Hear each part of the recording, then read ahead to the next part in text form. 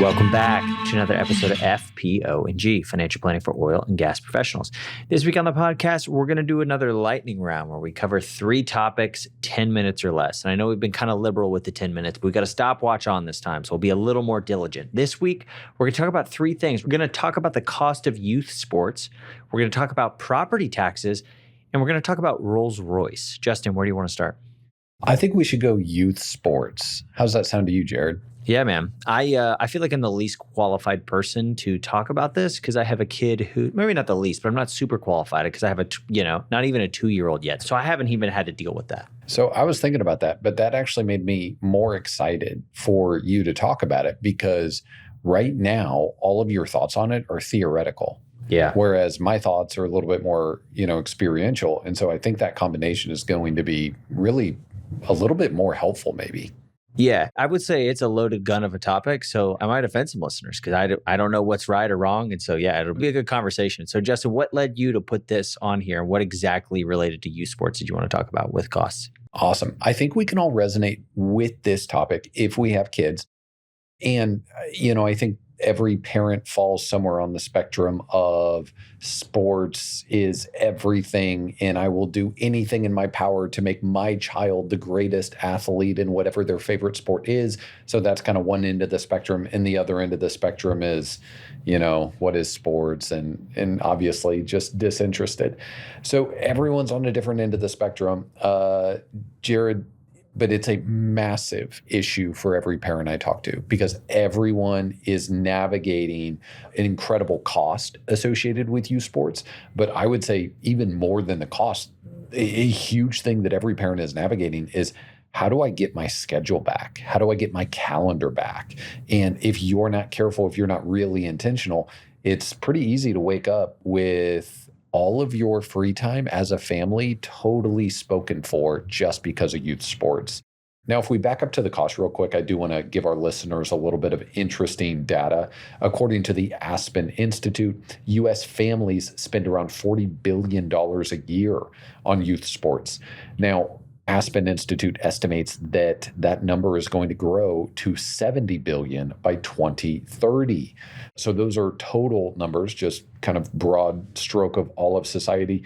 Now, if we go average family, $833 is the average spend for a child's primary sport.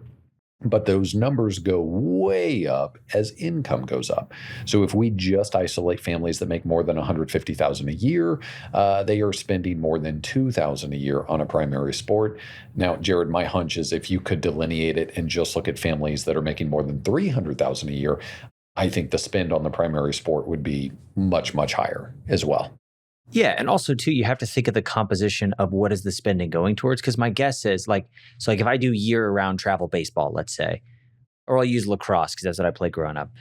And I played that year-round and I competed. And lacrosse is more of a niche sport. So, growing up, I had to do a lot of traveling. There's no way that if the sport cost $2,000, my family would spend, that wasn't the total cost by a long shot.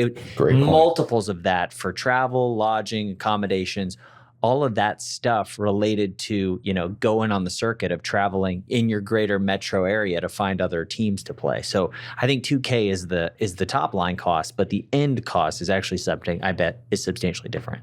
That's a great point. I also think if we're thinking about the financial aspect, we did a podcast several years ago on kind of the idea that everything has been influenced by business consultants or private equity. And I think this is just the most perfect example of that. 40 years ago, youth sports was really a kind of combination of a little bit of separate entities and organizations and then an enormous amount of volunteer work, right?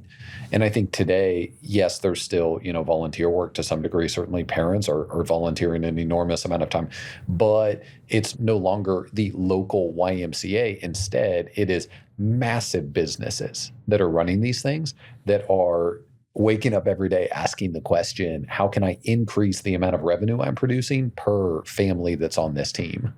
Yeah, it's just a very different animal. And I love how you talked about cost, because there's really 2 dimensions of cost. There's time cost and there's financial cost. And when you said, hey, the rising cost of youth sports, it's rising in both ways. It's getting more expensive to play in terms of capital invested, but also the leagues and the intensity and the travel, like your time commitment, like it has also become more expensive in that way. And I don't know, it's like, but the question is like, to what end, right?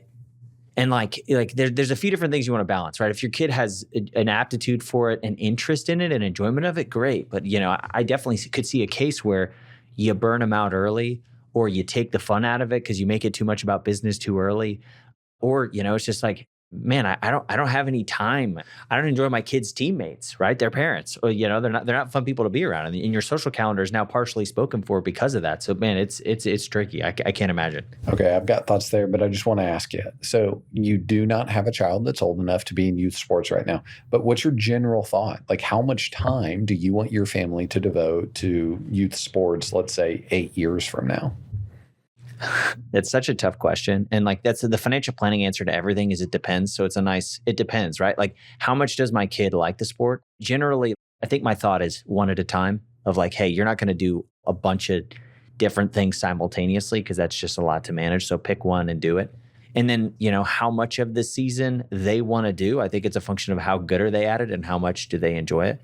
And like, kind of like, hey, if I get the sense my kid wants to do it because he feels like he should versus he wants to do it, I'll probably kind of push back on it. But, only having one versus having three, I feel like you might not be able to apply that framework because there's, a lot more kids to manage if you just let them kind of build their own schedule. But I would say I want them to, give it a good old college try. I'd probably be against year round unless there was a strong case for it. And I'd be against more than one at a time, again, unless there was a strong case for it. But my general default answer based on what I know today, which is very little, is that. It's interesting to hear you say that. No, I think those are wonderful thoughts. We did not talk about this prior, so I had no idea what your answer was going to be. But it's interesting. We had an older family tell us that one sport at a time idea. We have largely tried to stick to it, and I think there's so much wisdom in that. I think it's a wonderful principle to employ in your family. And anytime we've broken that principle, we've regretted it. I also think you hit on something. Does your kid enjoy the sport? What is the aptitude for it? We have kind of gone in and out of, there's also just what sports do the parents like? I mean, right now, my oldest has been on this soccer kick. And you know what?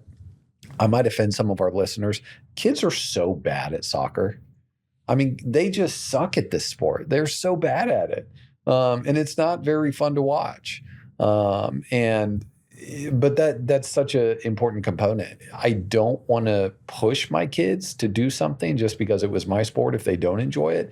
But the reason I want to do that is not to like push them outside of I want to push them outside of their comfort zone. I want to challenge them. So that's not my reasoning for saying that. My reasoning for saying that is I want them to naturally find things that they're good at and things that click at. And so we've seen this in our kids in a massive way. I would say in the past year or two that they've tried a ton of sports and they've started to gravitate toward a couple and they are going all in. Like they're getting so much more committed and they are now really practicing some self-discipline in order to practice those things. Now, before we switch topics, and we only have 6 seconds left on this topic, so I kind of viewed it as a personal challenge to break your 10-minute rule. So it looks like I might win this one. But last question on this, Jared, what are the future benefits? Like if we fast forward to a child is now 25 years old, they're in the working world. What actually are the tangible benefits of a child being serious about sports as a kid? Yeah, that's a big one. I mean, I think one of the things is, right, the idea of excellence, right? If I think about how do you become successful in any sphere, it's like finding what you're good at and doing it longer than anyone else can because you enjoy it, right? Like if I think about how to make your mark in business and life and anything, it ultimately comes down to finding, I would call it your flow state and just being able to be in it longer than the average person.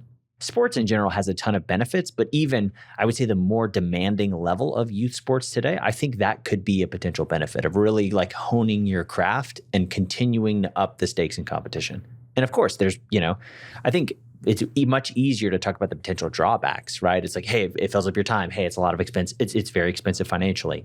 But I think there are potential benefits there, and just creating a kid that has an understanding of, hey, this is what it takes to really excel. And there's a lot of people that want the same thing that I've said I want. So like, how hard am I going to work for it? I think that's a pretty cool idea.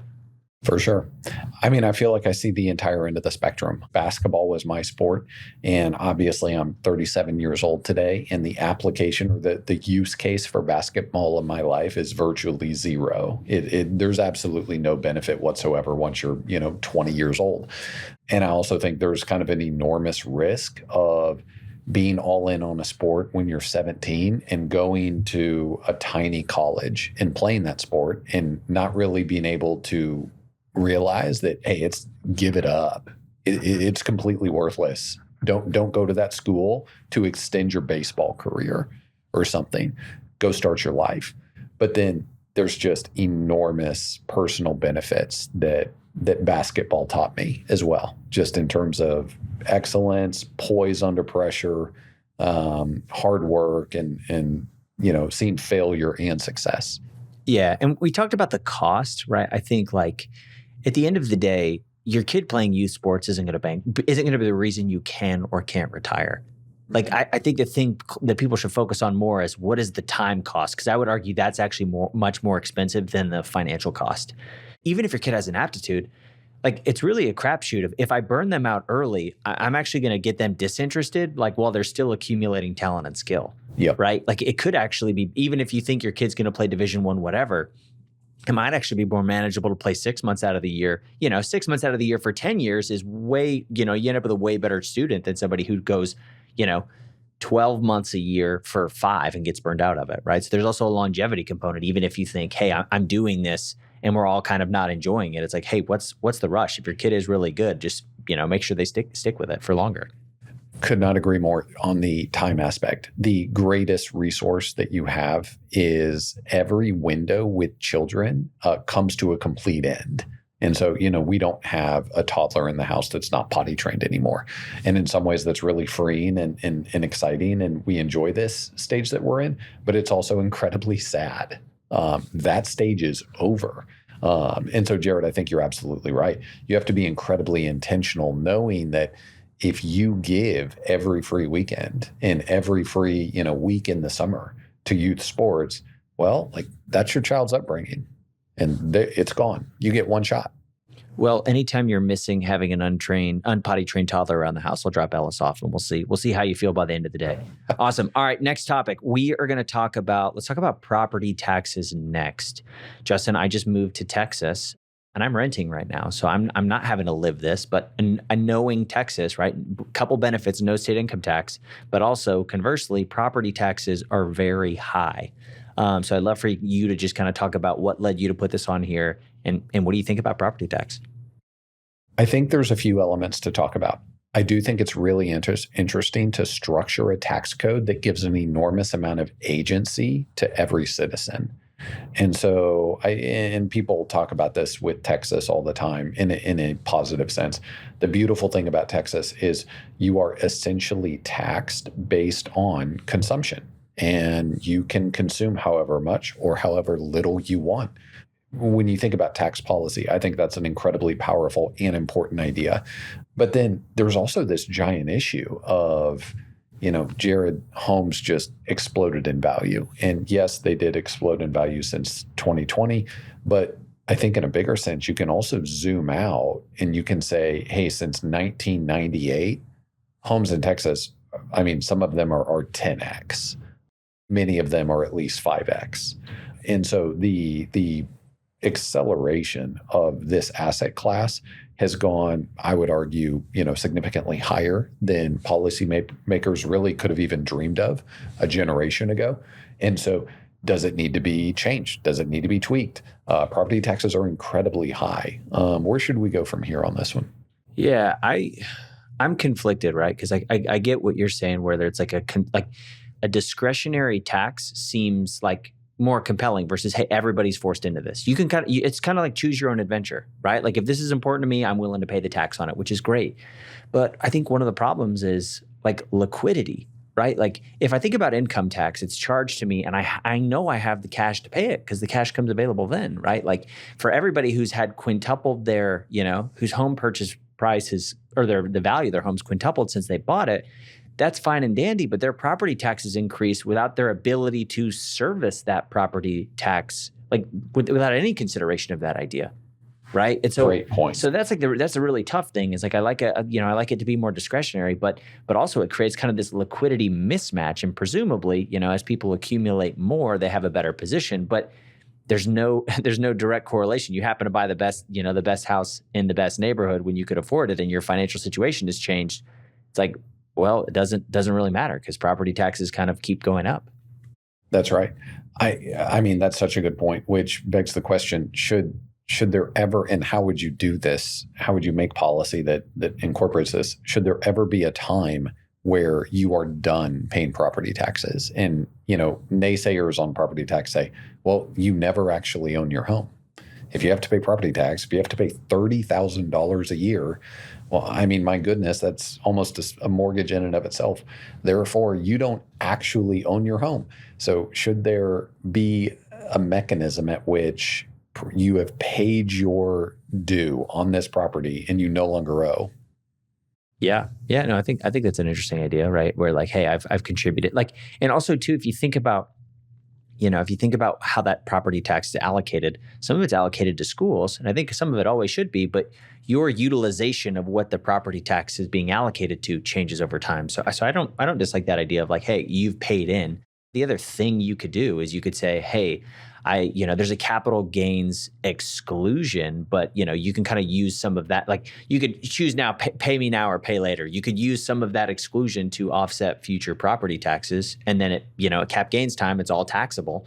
Or kind of creating some autonomy to where, hey, I know I'm going to make a killing on this house when I sell it, but I haven't sold it and my property taxes have doubled, right? Like, so there's interesting ways you could kind of innovate to help with the liquidity and help people kind of give them the flexibility to say, hey, there's going to be some tax associated with this. How do I want to pay it?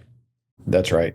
The other tricky part, and I do think some of the policies in place that try to cap the annual increases, those have been helpful, but it creates this super weird reality. Quick personal example. So my neighbor just 2 or 3 doors down, we were talking about this recently, and like they should, they go ahead every year and contest their property taxes. But when you think behind the hood of what's happening there, they're contesting their property taxes. And the way you do that is you argue to the county that my property is not as valuable as you say it is, right? But they bought their home a decade plus ago. So their home is easily worth way more than the county says it's worth. But I still firmly agree with my neighbor. They're doing the right thing because the all-in property tax cost is, extremely high. Compare that to me. I bought my house 6 months ago. My property taxes are going to be exorbitant because, they're going to kind of set to the valuation on the home, which gets reset from the previous seller who lived in the house for 40 years.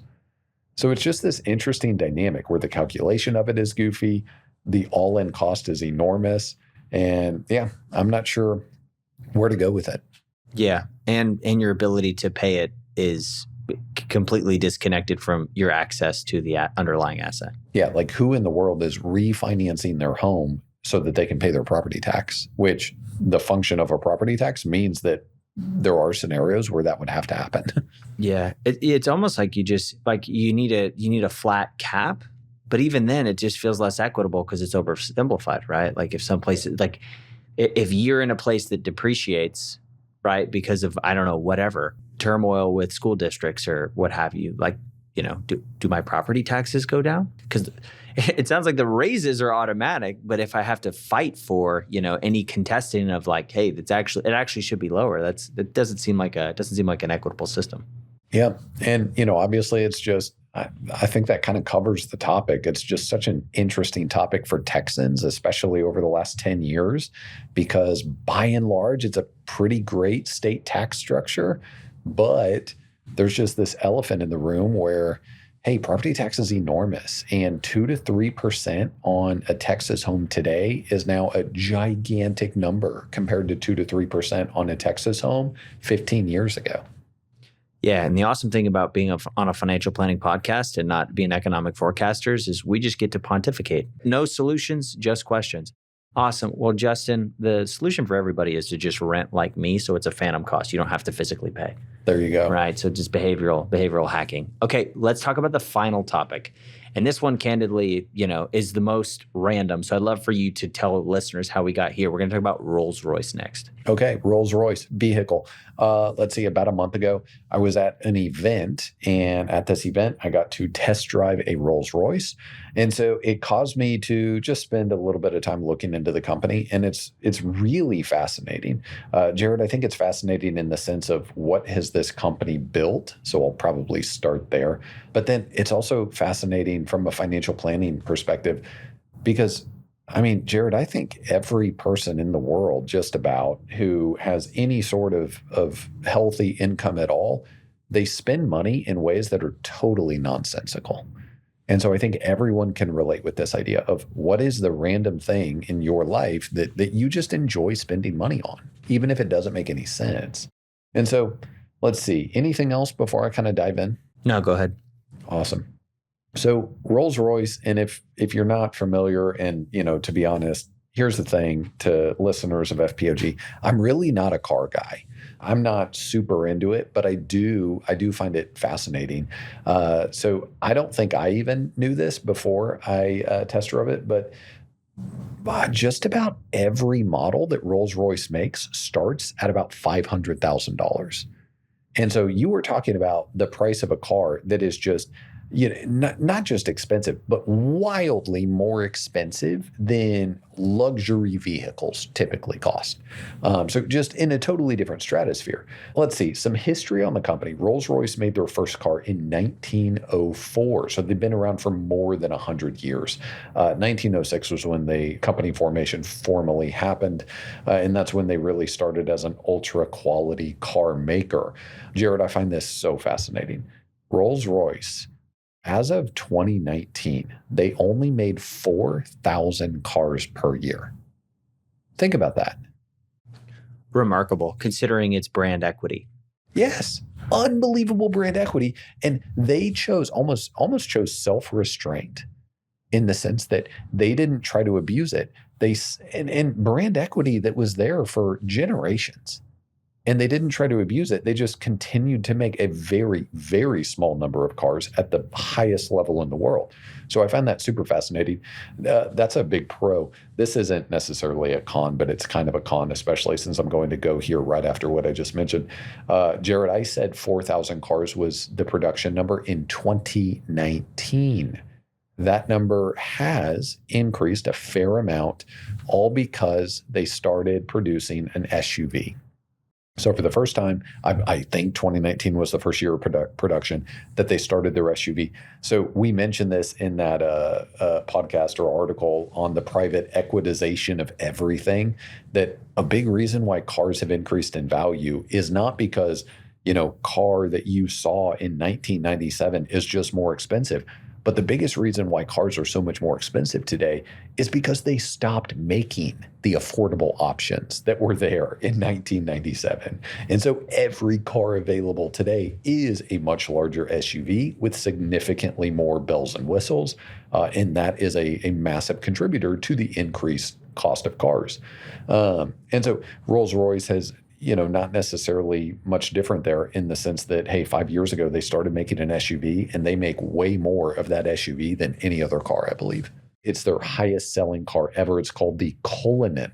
Okay, other thing to point out, the most expensive Rolls-Royce sold in North America, interestingly enough, Jared, it was sold in the Woodlands, $1.9 million, and it was a sedan.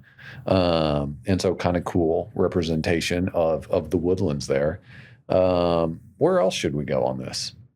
Yeah, so I think the big takeaway for me and trying to connect this back to FPO&G is I think about the utility curve of consumption a lot, right? The idea that I can get 90% of the way there with 25% of the cost, right? The idea of power laws, right? Like mastery is really the difficult part. Going from 0 to 80 is 0th percentile to 80th percentile is actually infinitely easier than going from 80th percentile to 100th percentile.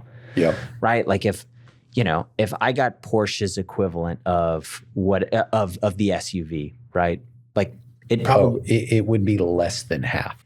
So it would be less than half, and it would be mostly there. And yes, and as not a car person, I'm sure if somebody walked me down and talked me through, hey, here's the incremental things that is superior, right? I'd be like, okay, that makes sense. But I think there's a valuable lesson in here of figuring out where, how passionate are you about the domain you're spending money in? Right? Because there's really diminishing returns where your palate might not even notice, right? As a non-car person, without somebody walking me through and explaining it to me, it might go over my head. And to be clear, there can be times in your life where that absolutely makes sense. If you understand the nuance and you get excited about it, right? Yeah. Like if Rolls-Royce is your thing, awesome, go for it. But if it flies over your head, I don't know, is it worth the money? I think that's the perfect way to put it. I mean, on the one hand, it is truly special for a group of people or a company to pursue level 100 excellence. That is a neat thing. That is a worthy cause. It's a noble cause. But as a consumer, I think it all goes back to the idea that we talk about a lot, Jared, and that is be lavish in the things that you love and the things that you care about. I'm not really a watch guy either. If you are a watch person, great, buy the Rolex or some other specialty brands. But if you don't care, then maybe be pretty ruthless in cutting costs in the things that you don't care about. Yeah. I mean, it's just all about connected living, right? And like, it's what do you get excited about? And that's the cool thing too. Like I can look at a company like Rolls-Royce and be like, man, that's all way over my head, but that is excellent. Yes. Right. And I know it's excellent and I see it and I can't articulate why, and it's beautiful. And it's like, wow, that is awesome. And it's not for me. And when I test drove this car, so I might be butchering this description, but they describe their kind of the chassis and the way that the technology and the way they build the engine, the way the car runs, they call it a magic carpet ride. And I will say this, it is shocking. It is jarring how smooth the ride is at every possible anything you see on the road, any driving interaction. Like the smoothness of this vehicle is wild. And so, just like you said, I have a great appreciation for it. I think the pursuit of greatness just for the sake of pursuing greatness is awesome. But I'm also not a car guy, so I'm not necessarily dying to go buy one. Yeah, me neither. I'm not even dying. I'd be interested to test drive one, but I mean, even then, I feel like I'd be ruined. Good point. Cool. Well, awesome, Justin. We went long on youth sports, but short on everything else. So we're going to come in right at 30 minutes. Look at us. We're getting better at keeping our promise of 3 topics, 10 minutes or less. But thank you everybody for listening and the feedback we got after episode 100. We're really grateful for it. And we're really grateful to keep cranking. If you have ideas for future lightning round podcasts or any future episode, let us know. We love to hear from our listeners. Podcast@brownleewealthmanagement.com. Thanks. We'll see you next time.